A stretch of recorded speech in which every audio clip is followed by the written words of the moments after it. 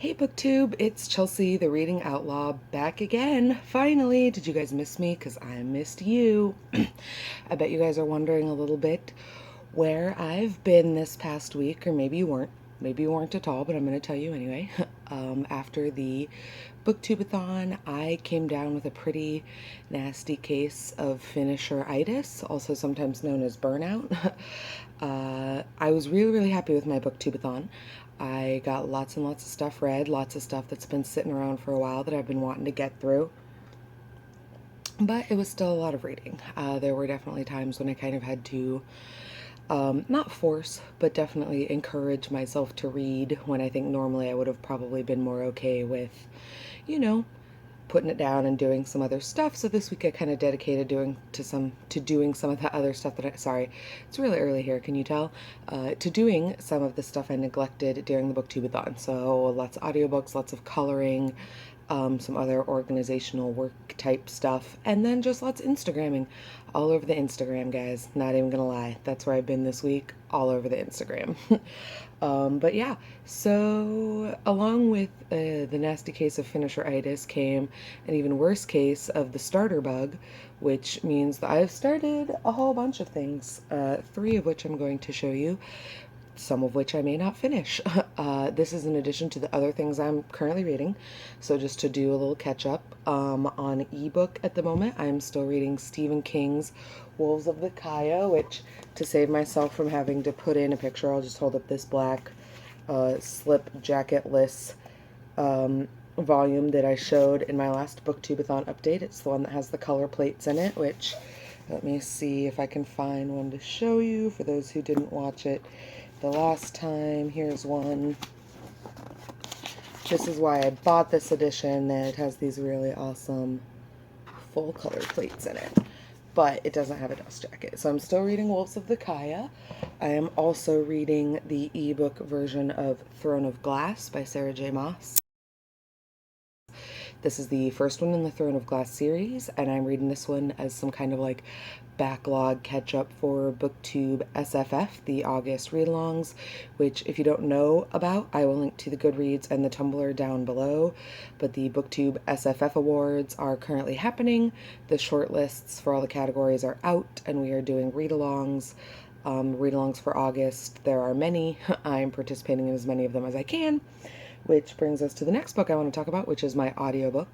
I'm currently listening and over halfway done with Station 11 by Emily St. John Mandel.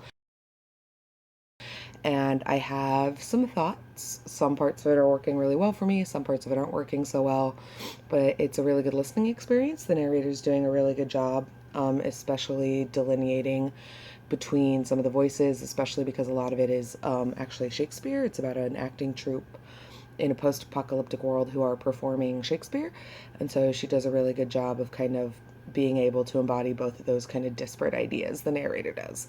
But yeah, so that's kind of what I have on the burner in addition to my really long reads. I'm still working on Malazan, still working on The Wave Kings. You guys don't need to see those books yet again.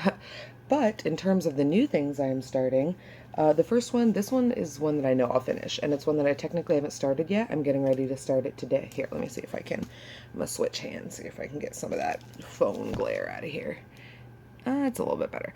This is Uprooted by Naomi Novik. I'm doing a group read of this that started today. I got my first group read little chat from Caitlin over at Kitty G. I am so excited to finally be doing this. I got the hold in about a week ago, and I've just been kind of sitting on it till then because I knew the group read was coming up. This is, I have heard so many amazing things about this book. It's a fairy tale, but it's not. Actually, don't really know anything but what it's about. I know that there's a dragon. I know that it's everybody, like the dragon comes once a year, and everybody thinks it's going to take one person, but then it doesn't. I don't know anything else other than some people that I super trust have told me really, really good things. So yeah, I'm really, really excited to get into this. I have not even read page one, word one, but this is probably what I'll be starting as soon as I'm done here talking to you fine folks. The other two things that I've started recently are ones that I'm hoping to finish in August, but I'm not entirely sure. Also, I guess this is a good time to tell you guys, I don't think I'm going to have an official TBR up for August after the Booktubeathon and then kind of taking this last week off. I don't really know what's going to happen for the month. My timing's kind of thrown off. Things are all up in the air. So hopefully I finish these. If not, I'm sure you'll see them sticking around in September.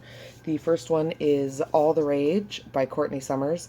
This is such an important book, you guys. I have seen this book everywhere. I've seen several of my fellow librarians do great book talks on the subject. It deals with rape and rape culture and what happens when a person that we know to or think to be a good person and don't think to be capable of rape ends up raping someone anyway, or maybe raping someone.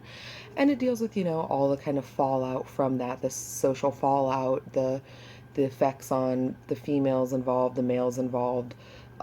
It's a really powerful story, and it's a story that I think that in today's day and age that we still need to really be talking about and really be telling.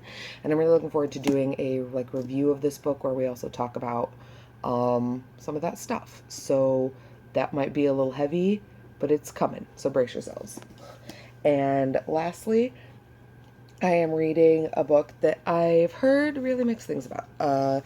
About half the people that I usually go to for my book recommendations really, really, really hate it. Really hate it. And then the other part of me thinks the other part of the group that I usually listen to thinks that it's absolutely fantastic. And it's one of the best, artistic books you can read in this day and age. And it's called The Art of Asking, or How I Learned to Stop Worrying and Let People Help by Amanda Palmer. Amanda Palmer is the lead singer, or was lead singer of the Dresden Dolls. I don't believe the Dresden Dolls are still performing. I think she may have gone solo now, but I'm not 100% sure. But she's also married to Neil Gaiman, and back in the day, she kind of got into, not trouble, but kind of started this whole debate about crowdsourcing and crowdfunding an album, using Kickstarter to get money for an album, and whether or not that's, she calls it digital panhandling, or whether or not it's embracing this, art of asking and learning how, and, learning to embrace your creativity through the help of others. So I'm going to read that and I'm going to give it a shot. She's married to Neil Gaiman, so that alone is good enough for me. But I usually have to read most things that are pretty divisive amongst the group, just so that I know where I come down on my own opinions. And yeah, that is kind of just a brief update to where I am, what I've been reading, what I hope to be reading throughout kind of my week off from BookTube. But I'm back, and I'm back with a vengeance, and so I will see you guys next Wednesday. As always, like, comment, subscribe, and don't forget to tune back in. Bye, guys.